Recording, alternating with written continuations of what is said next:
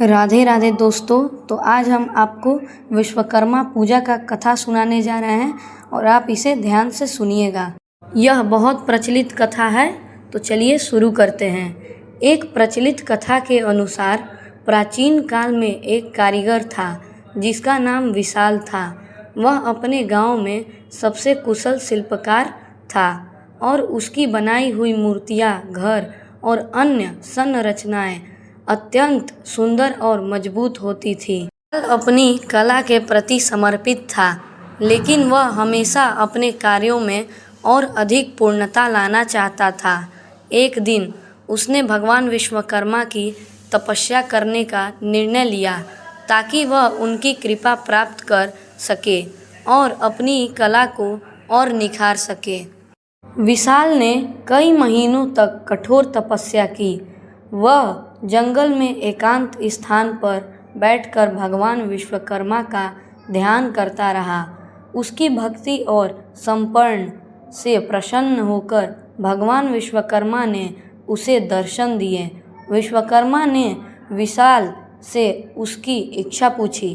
विशाल ने कहा, हे प्रभु, मैं चाहता हूँ कि मेरे हाथों से बनने वाली प्रत्येक रचना न केवल सुंदर हो, बल्कि उसमें आपकी शक्ति और प्रेरणा भी समाहित हो।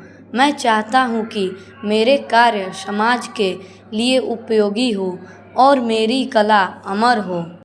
भगवान विश्वकर्मा ने विशाल की भक्ति और निस्वार्थ भावना से प्रसन्न होकर उसे वरदान दिया कि उसके द्वारा बनाई गई प्रत्येक रचना में उनकी शक्ति का अंश रहेगा।